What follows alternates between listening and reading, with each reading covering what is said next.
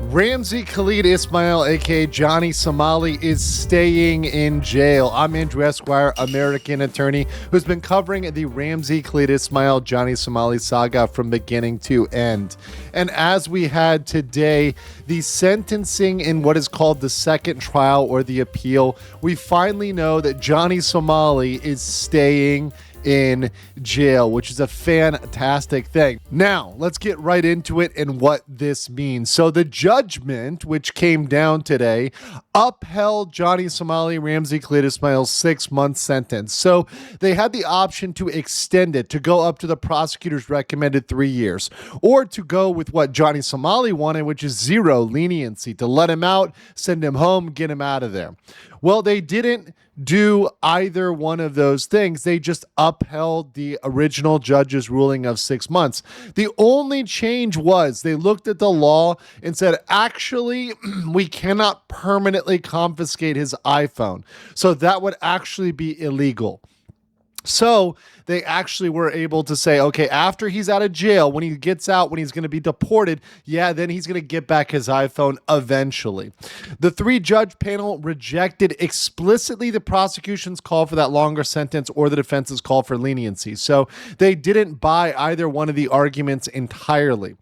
Somali does have the option within the next 10 days to appeal to the Korean Supreme Court. That would be a written opinion. There's no oral argument. There's no extra calling of witnesses. So that would be something that is coming in the next couple months. It'll happen very, very fast. And further, when we look at what's going to happen already, both foreign and Korean netizens are already angry over this verdict. Most people think Johnny Somali should have been given over a year. However, there is this concept of the process being the punishment. And the judges in Korea seem focused on the fact that he was there for 2 years under that travel ban, and they seem to be counting that towards his sentence. So essentially they're saying, okay, well, he was stuck in Korea for 2 years, so we're treating that as if it was actual jail time, which it's not. I don't think those things are one-to-one equivalent, but that's the way the judges are treating them.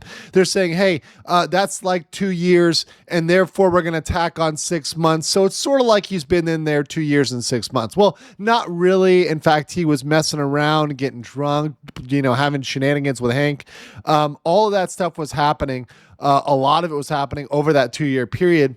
For me, I don't think those things line up, but that's the logic the judges in Korea are going with, and that's what we have to hold them accountable to, and saying, hey, is this going to be a problem with other streamers in the future and other nuisance streamers? And I think that's what both foreigners and Koreans are kind of coming out and saying, yeah, that's not enough of a deterrent just to lock somebody in Korea. They're going to end up creating content or doing other stuff during that time. That's not really going to be a complete problem for them. And really, the end of the Somali saga is coming soon, but this is a story of the next future nuisance streamers and that are going to come to Korea and cause problems in many other countries. So I want to know what you guys think in the comments below, and I will catch you on the next one.